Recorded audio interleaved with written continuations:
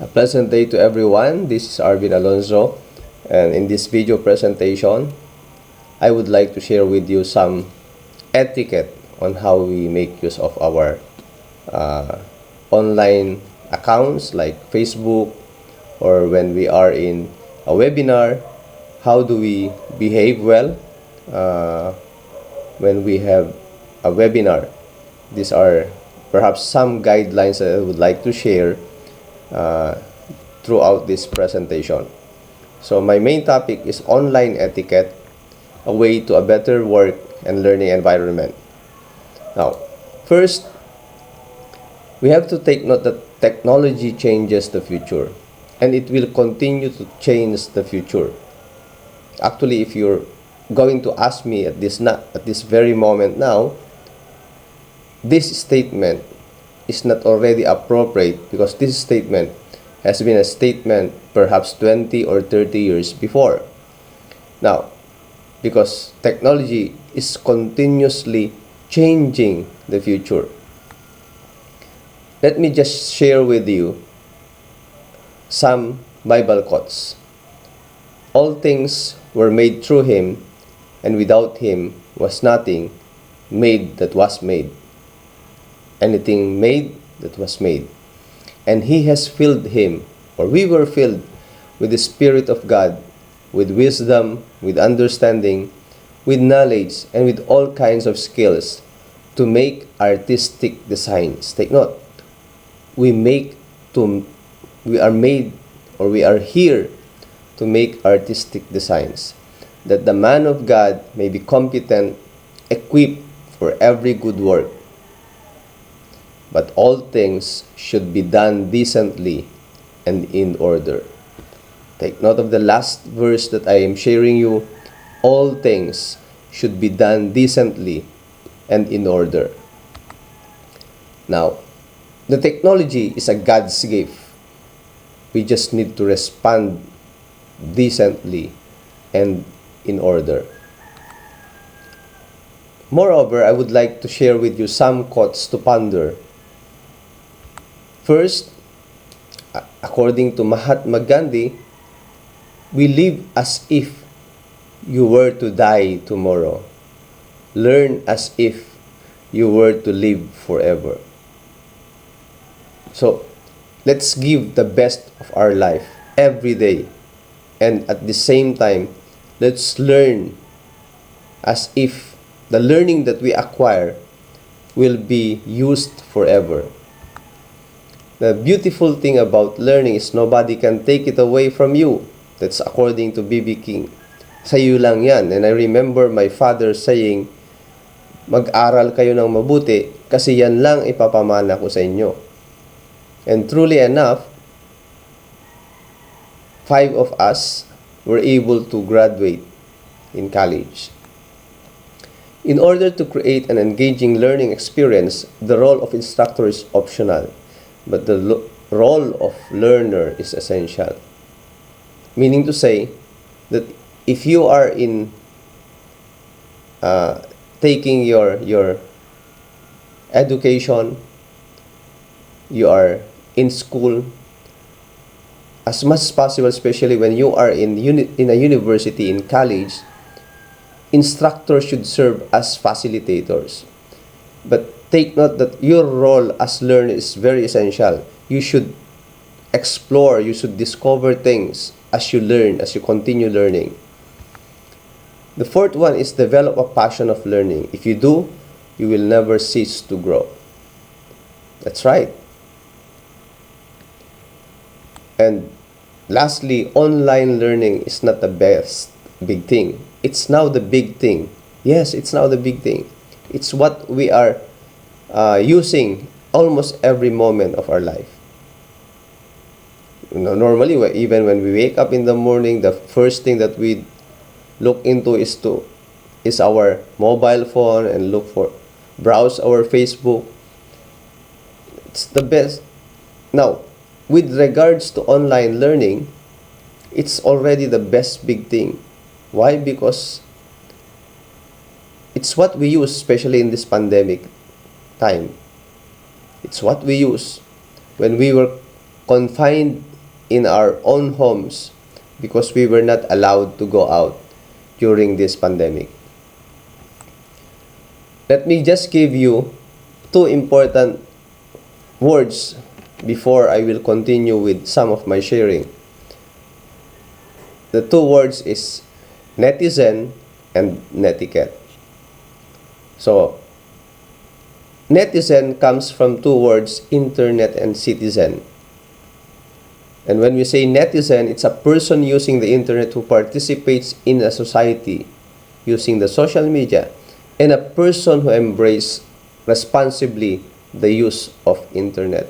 So, we are citizens maximizing the use of internet, but we should be responsible enough to use it. And the second one is network plus etiquette equals etiquette. It's a set of acceptable rules for online behavior.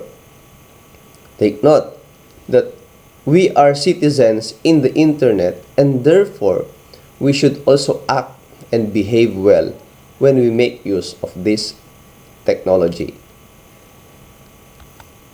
Now, I read this one on one of the posts in Facebook, and let me share with you. Let them be. If they are posting their sales on FB, let them be. They want to earn a living in honor. If they are posting rants or hurts in life, let them be instead of being depressed. Why don't you let them come out of resentment, and at least they have someone to talk to and others will learn something.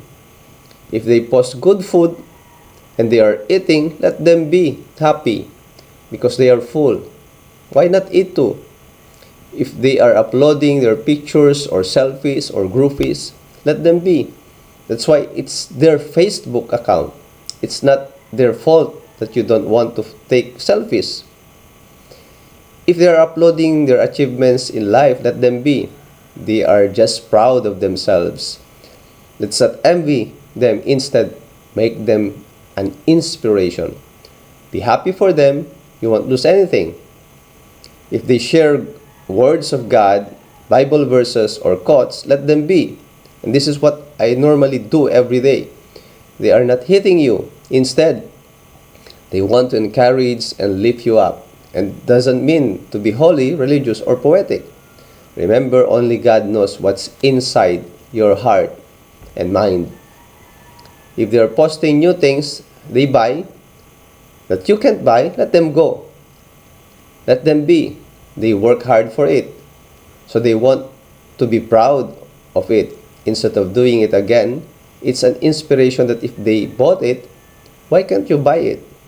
And if you can buy it, but you don't want it, still just leave them alone. It's their happiness. If they are posting their travels, leave them alone. They might just want to unwind so that their pain in life will be lessened.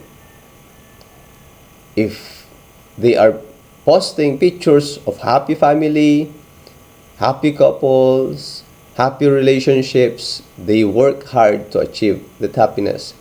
You don't know what they went through behind every picture they post.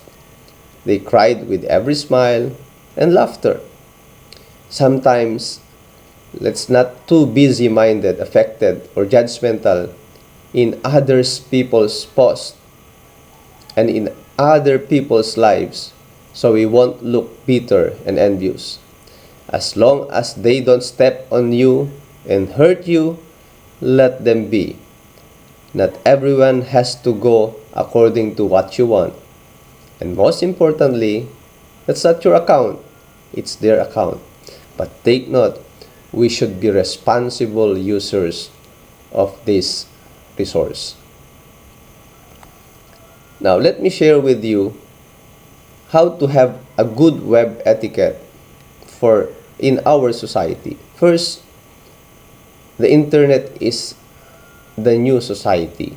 Take note of that. That's why you are called netizens. We are called netizens. And same standards we do in public is applied. What we know that, what standards that we know when we are physically doing things may be applied in the internet. Don't use the internet for abuse or harassment. Don't misuse the internet. Everyone in the net is different. Everyone has beliefs, different behavior, and we are different by birth. And the same respect that you should give to people online and offline. Now, let me share with you some netiquettes that we may use as we go on using the internet, especially the social media. First, use the social media properly. Avoid unnecessary activities. The social media is a good tool for us to connect, to learn, but avoid unnecessary activities. Choose friends wisely. In your social media account, choose friends wisely. Kung minsan, we just click immediately confirm or accept without looking into who that person is. Kahit hindi natin kilala, guwapo, maganda, ay okay to. Avoid hitting confirm without reviewing. Use good and respectful language. Avoid foul language. That's very important. Because what you post in the internet, in your social media account, reflects your behavior as a person. Share with prudence. Avoid nude photos, videos. Avoid photos while drinking perhaps or drunk. As much as possible, share good things about you. Okay? Use proper font. Avoid using caps lock. Why? Caps lock in the internet means you are shouting or you are yelling. So as much as possible, you always use proper font when you are conveying a message. Respect people's privacy. Avoid stalking, avoid sharing private information. Or this is very important. We are fond of having selfies or groupies. First, check your background when you take your selfie. There might be some person behind you that they don't like to be part of your picture that you will be posting in your social media account. You may be violating their privacy. Take note, we have the right to privacy. We have the right to be alone. Okay? Check facts before posting. Nangyayari ito. Dahil sa kagustuhan natin, dahil sa galit natin, dahil sa feel lang natin, we just post anything without reviewing those facts. Let's avoid fake news. Ang daming naloloko dahil sa fake news. Sabi may signal number 4 ng Bagyo, yun pala wala. Sabi yung Bunton Bridge na bahana, yun pala hindi. Sabi namatay na si ganito, yun pala buhay na buhay. So let's avoid posting fake news. Be inclusive, especially when you are in a GC group chat. Be inclusive. Avoid excluding others, letting them feel they are left out. Kung meron kayong pag-uusapan na dalawa, use the personal message, not in the GC. Okay? Use appropriate emoticons. Avoid improper symbols. One good thing about our technology now, there are a lot of emoticons and even GIF that we can use when we would like to react. But take note, as much as possible, use appropriate emoticons and GIFs whenever we would like to react to some post. Update your online information. Let's try to avoid incorrect information. For example, in our Facebook account, dami dyan, works at Krusty Krab. Okay? Or lives in sa puso mo. These are incorrect information. Sometimes I don't accept friend requests if I see that these are the kind of information that they use in their social media account. Okay, so these are just some of the netiquettes guidelines that we can use as we go through using our social media accounts. Next, let me share with you etiquette while on webinar. Why? Because with this pandemic, with COVID-19 around us, within us, perhaps, webinar has been the tool to convey or to give seminars to many, or even the conduct of meetings is being done via webinar using Zoom, Google Meet, and many others. So let me share with you some tips and guidelines on using while we are on webinar. First, let's try to arrive on time. If the invitation says 1 p.m., as much as possible, try to enter or click the link or enter the room seminar before 1 o'clock. Why? Because you may be on a wait list before being admitted. You may disrupt the presentation or webinar. Okay? And you may disrupt the one speaking. You may miss important informations or topics too. This is just the same when you are attending physically a seminar. Arrive on time. Kahit nga pag nakikipag-date, di ba? As much as possible, arrive on time. Yung mga lalaki, pag date ng girlfriend, kung alauna ang usapan, 12 o'clock, andun pa lang. Bakit yung mga ibang bagay na appointment natin, nalilate tayo? Diba? So, let's make it a habit, arrive on time. This is my habit. As much as possible, I would like to have on-time activities. Dress up properly. Try to dress for the occasion. If the webinar is all about, it says it's semi-formal, then have a semi-formal. Wag yung semi-formal na formal ang attire mo sa taas, yung pala, sa baba mo, naka-shorts ka lang, naka-pajama ka lang. Hindi yun yung semi-formal. Even your dress sa baba, you should be wearing good, your pants, of course. Why? Because you might be unaware, bigla kang tumayo. Nakita, naka-shorts ka pala. So, let's try to dress for the occasion. And keep it simple. Okay? Keep it simple. Huwag namang overdress or underdress. No sandals, no sleeveless. Avoid short pants or pajamas. Baka biglang tumayo ka, nakita. So, let's try to dress up properly whenever we have a webinar. Even when you are having your synchronous learning, dress up properly. As if you are entering also your classroom, the school. Okay? Be mindful of your webcam. Take note, there's a human on the other side of the screen. Kung kumakain ka, as much as possible, turn off your camera. Yun yung kagandahan ng webinar. Diba?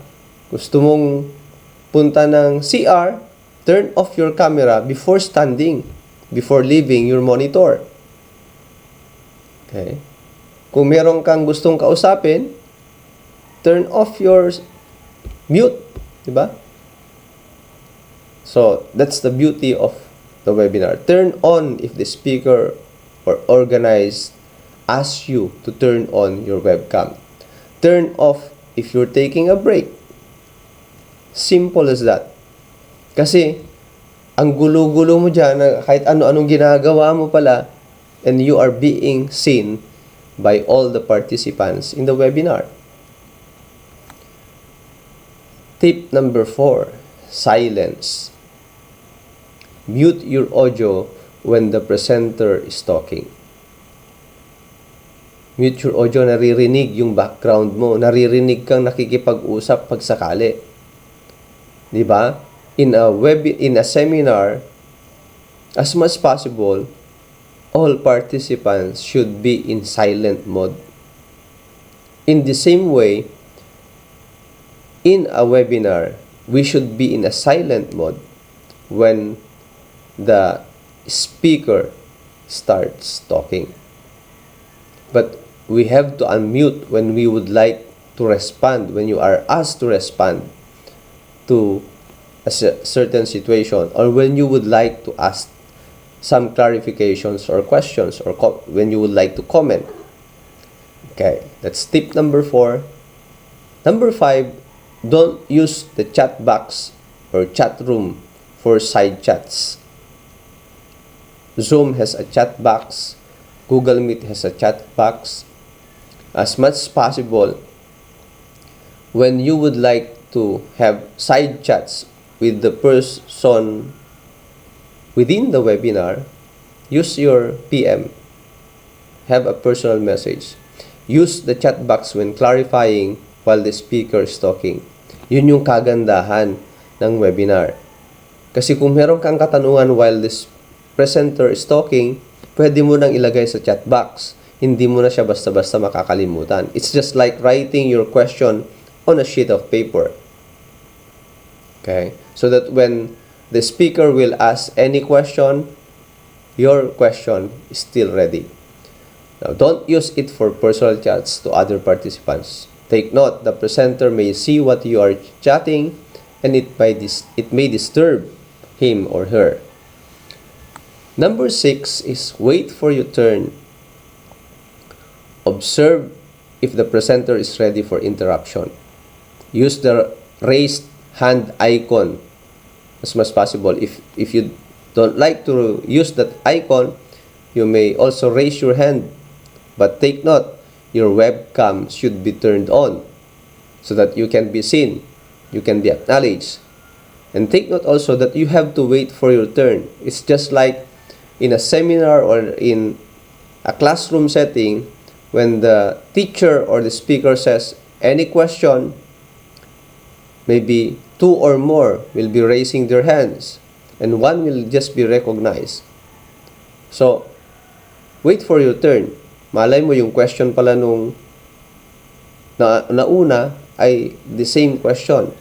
Kung the same question, wag mo nang tanungin.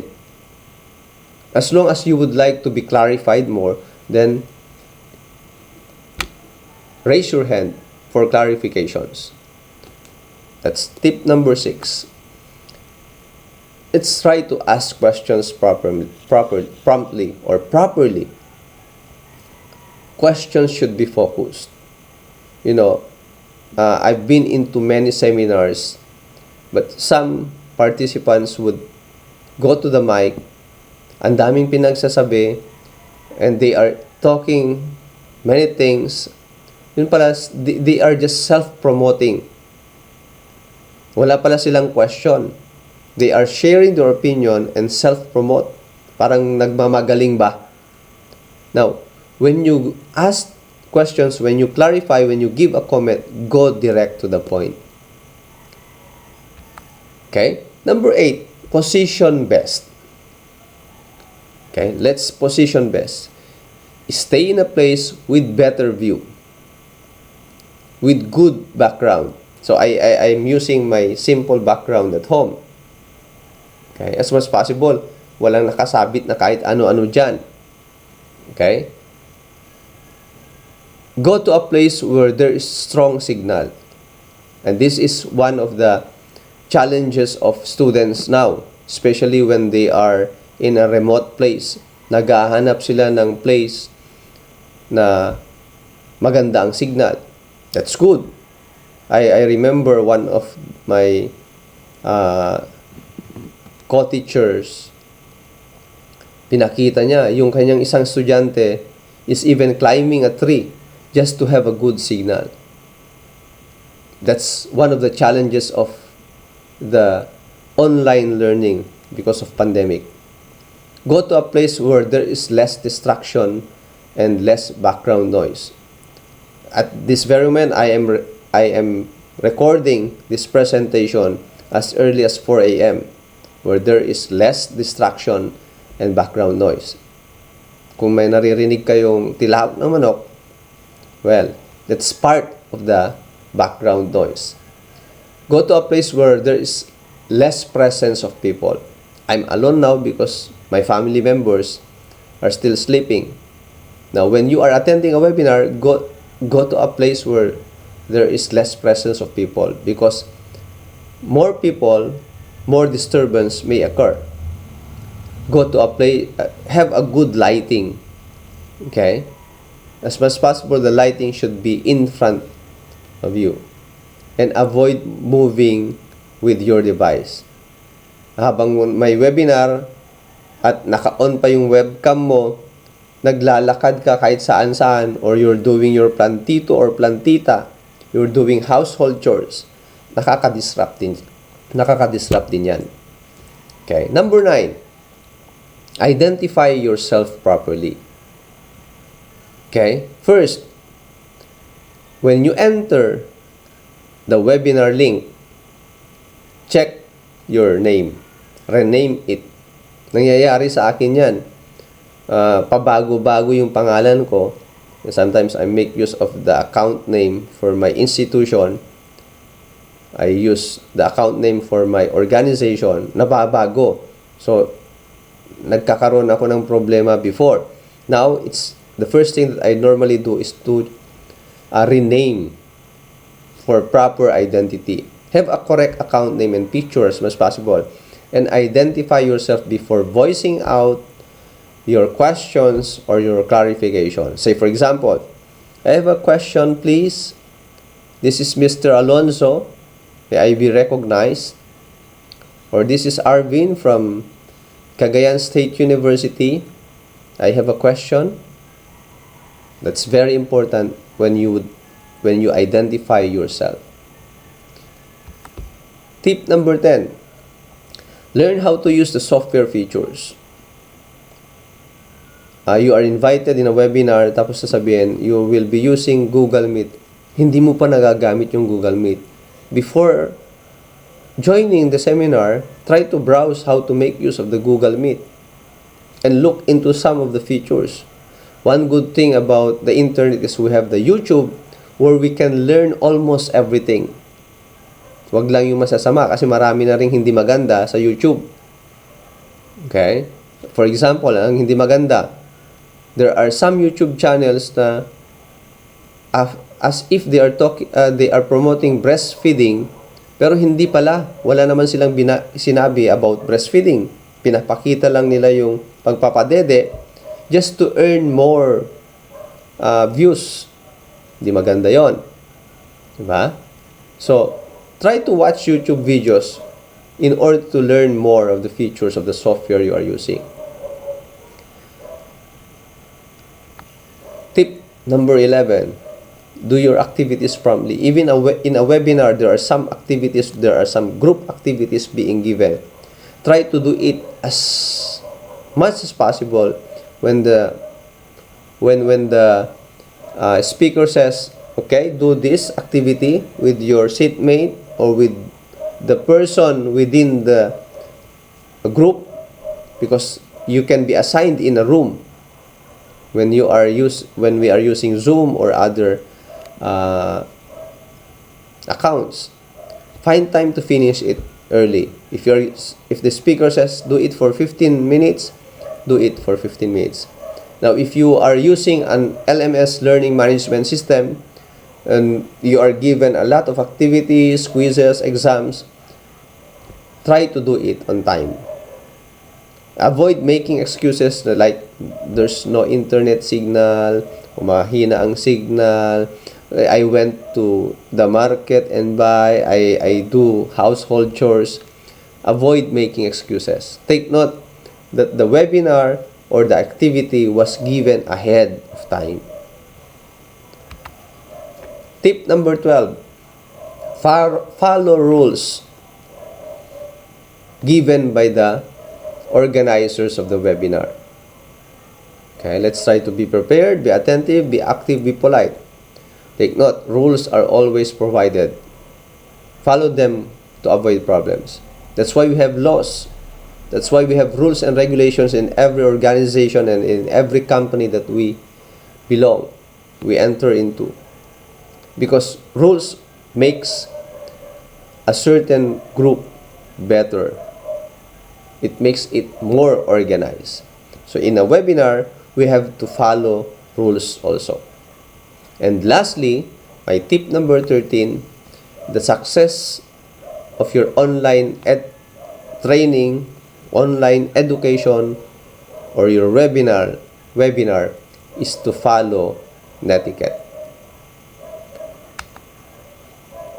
Going back to this technology changes the future, I said this is not already appropriate at this very moment. Why? Because technology will continue to change the future. So what we need to do? Embrace it. Let's try to embrace this technology and maximize its use for the better, not for the worst. Kasi marami tayong pwedeng gawing hindi maganda, but take note, we have some proper behaviors, netiquettes to follow when we are using the internet and the different social media platforms. Thank you. Mabalat, gracias, arigato for listening to my presentation. I hope you learned something new in this presentation. Please like, subscribe, and share this video if you think you have learned something new and if you think this is appropriate to your friends, to your family members. God bless everyone.